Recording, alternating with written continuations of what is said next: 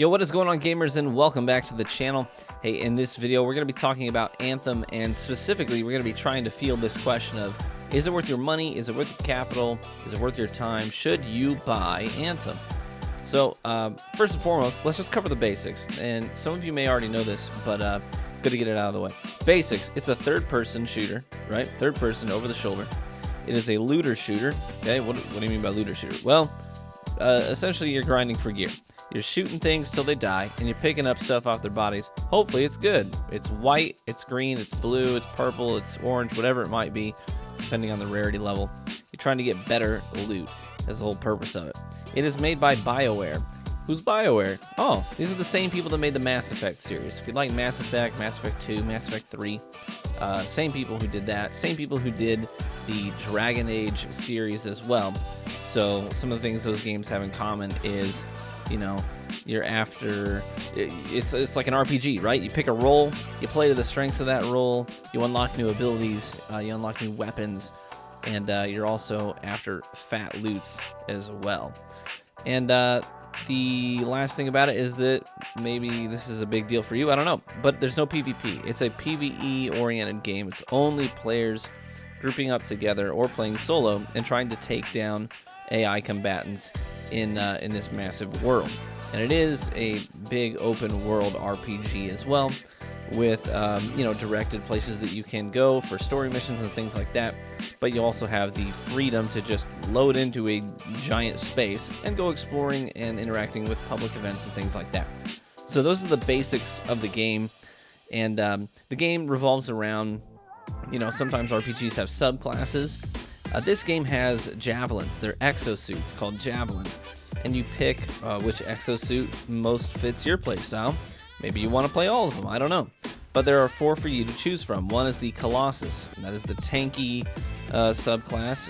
It has access to more weapons than the others do. It's a little bit slower, less mobile, but it's more durable as well and can dish out some pretty massive damage. You have the Ranger Javelin Exosuit, which is more about being well-rounded, and it can support the teammates in some pretty creative ways, especially with these bubbles that they can deploy that'll block incoming projectiles or give you healing or buff your damage output, things like that.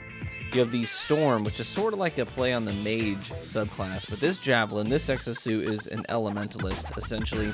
Does massive AoE damage and is really good at priming up targets for teammates to follow up with combos and things that'll do massive damage. Finally, you have the Interceptor. This is the one that, I personally fell in love with. I went into this expecting to really love Storm. I came out of the demo just really hooked on the Interceptor. The Interceptor is all about being really, really mobile. Think guerrilla warfare, too. It's a very melee-based Javelin, melee-based subclass. In and out, get in quickly, do some damage, and pull out quickly as well. It has a triple dodge as well, so you can zip around much more fluidly, much more quickly, and have greater directional change as well than the other subclasses. Now, each of these Javelins have their own unique super/ultimate abilities, right? The Interceptor is basically you get invincibility and like infinite melee charges, so you can just go to town on something, and then when your timer runs out, you need to get out of there. Storm just makes things go boom. It's a big elemental AoE explosions and stuff from a distance. Ranger gets a missile launcher that just locks onto multiple targets and just fires a big volley of missiles. So they all have their own unique spin, right? Their own unique ultimate ability that's pretty neat as well. And obviously that's on a cooldown. All of your abilities are on a cooldown. Each individual Javelin has their own unique abilities as well, and that we'll get into that in a little bit later. These Javelins, what are you going to be doing in these things? What are they like? How do they move? Well, you can fly around. So the Javelins, these Exosuits, you can fly around, which is kind of a cool thing. It's a really cool mechanic. It's core to the game, core to the experience, and it was a lot of fun to play around with. You're going to be flying, you're going to be swimming, and the thing about Anthem that I really liked is that positioning is up to you. A lot of games try to control your experience by controlling where you fight from. Anthem doesn't do that. A lot of places or a lot of games will restrict your ability to jump. They'll design the map in such a way that you can't jump up on certain objects and get high up in the map, right? They'll make the geography and the geometry hinder you from getting to certain places that you can see. It's real, it's physical, it's there, but you can't get there. A lot of games do that, or they make these soft kill boxes and hard kill boxes, where if you go there, you get a timer that says turn around and go back, or it just kills you outright and says, no, you can't go there, you're dead. Well, Anthem isn't like that. Anthem, positioning is entirely up to you.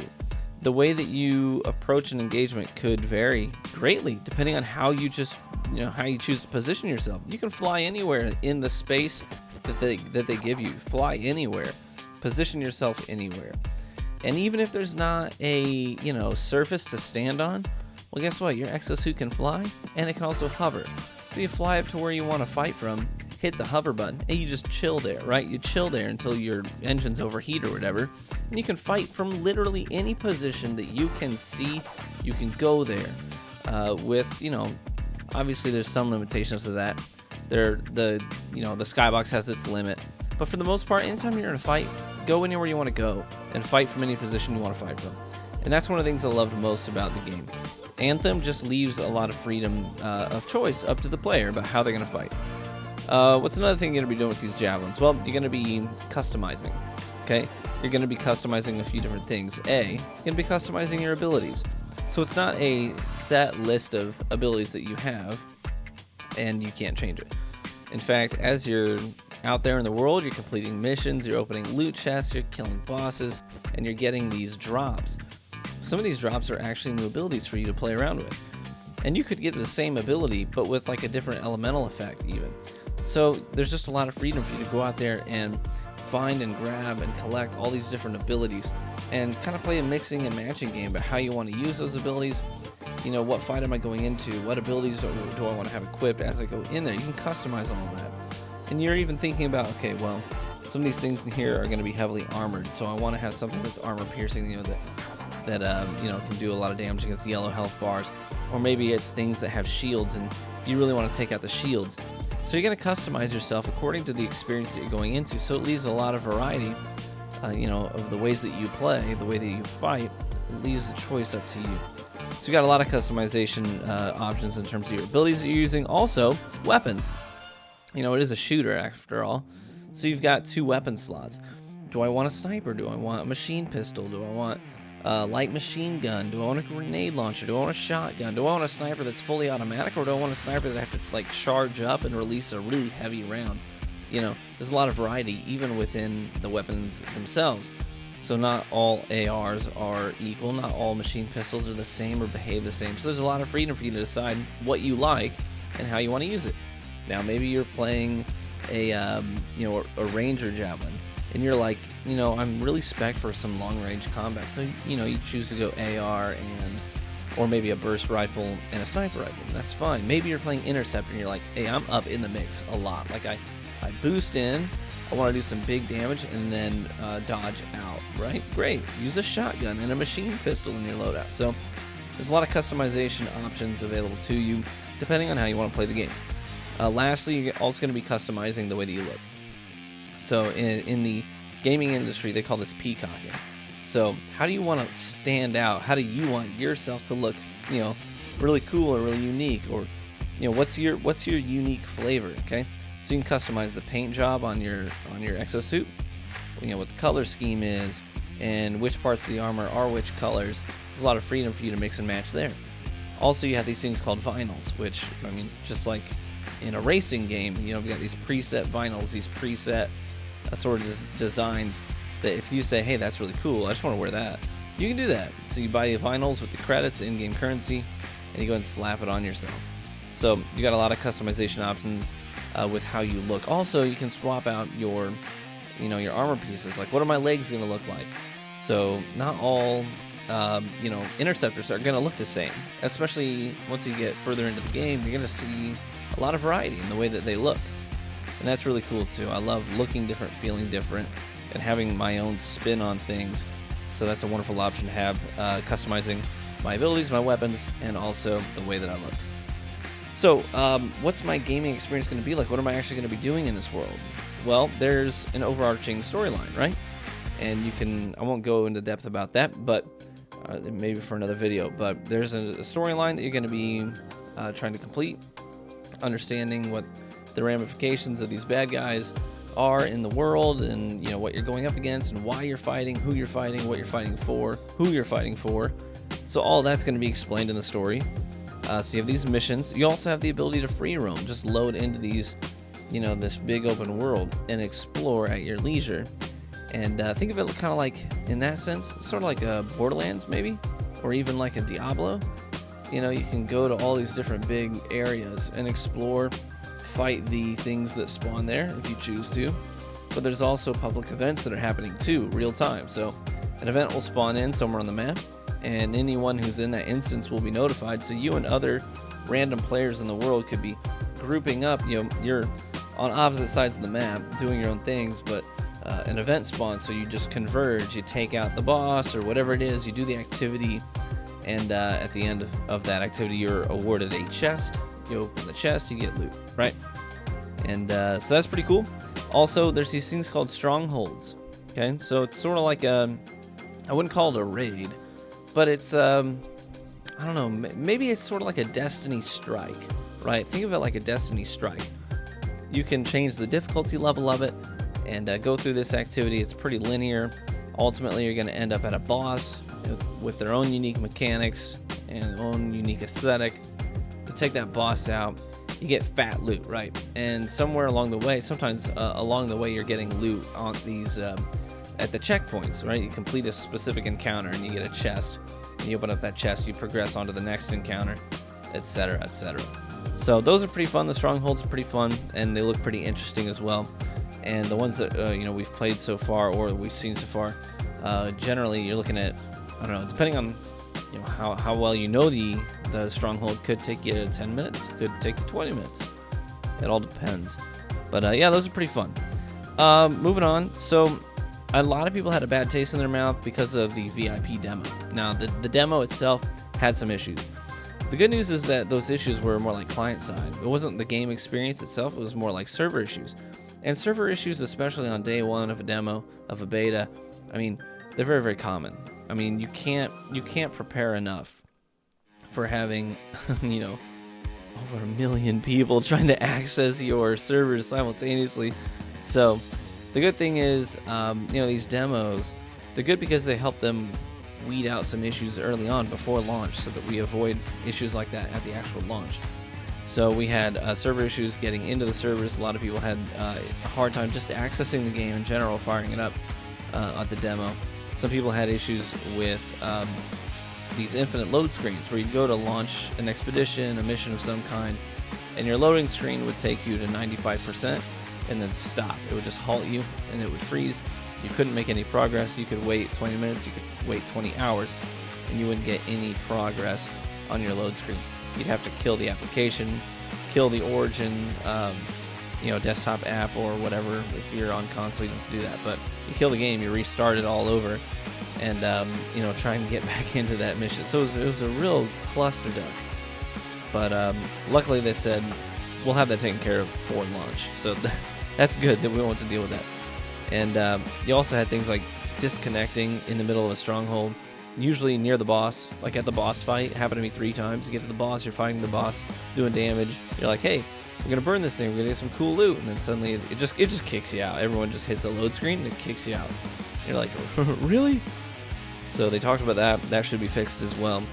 And also there were like enemy mobs that would just despawn, right? You'd see a group of enemies and you're like, cool, these are bigger enemies, tougher enemies, and you go to approach them, and right as you get there, they just, whoop, they're gone. They just despawn. You're like, what the heck? Right? So that can be frustrating too. You know, you're trying to get used to the combat system, and these mobs would despawn. Hopefully that's gone at launch. So it wasn't a flawless demo. Very few demos / betas ever are. But I can tell you that when I did get to play the game the way it was intended to be played, you know, it was fun. It was a lot of fun. So a lot of people are also wondering about this question mark that's over, you know, this overarching question mark about Endgame, right? Okay, well, it looks cool, it looks fun, but what am I going to be doing 3 weeks in? You know, complete the story missions, I complete some of the strongholds, but what am I doing at that point? A lot of people really rap on games for not having replayability, new experiences at week after week after week after week after week. And while I understand that novelty is a wonderful thing, at the same time, a lot of looter shooters, the end game, the grind, is all about repetition.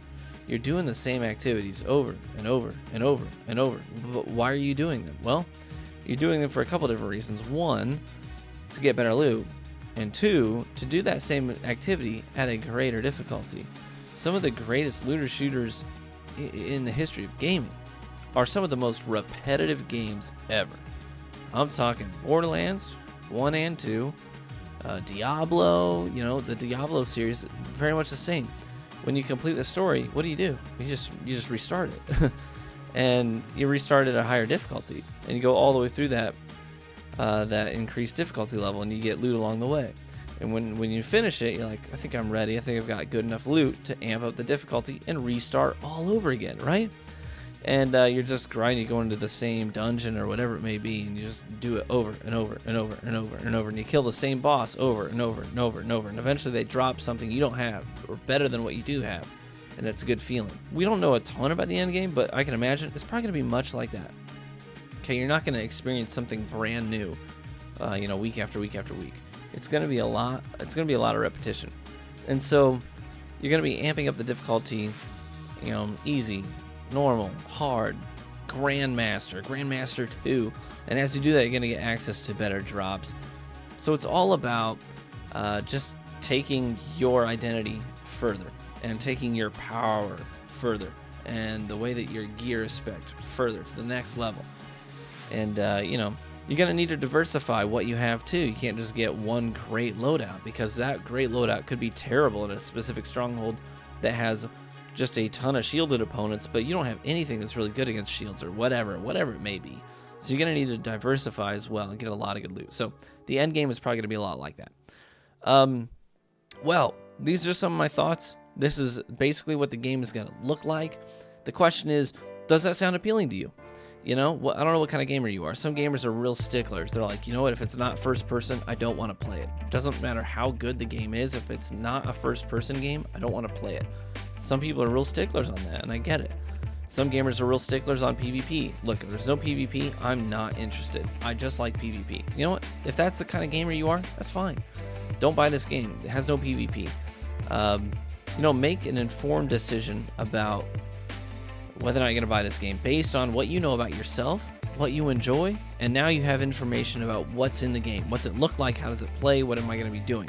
So make an informed decision. I can't tell you for a fact whether or not you should buy this game. I can't tell you beyond a shadow of a doubt whether or not you're going to enjoy it. But I can tell you this much.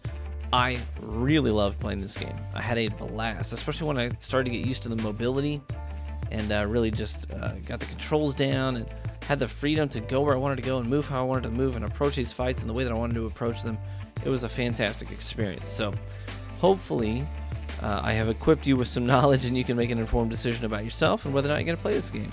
Open demo is this coming weekend, so maybe you can get in on that and experience it for yourself. So thank you so much for watching the video. Thanks for supporting the channel. I hope that it was helpful for you, and I hope to catch you out there, freelancers. Bye-bye.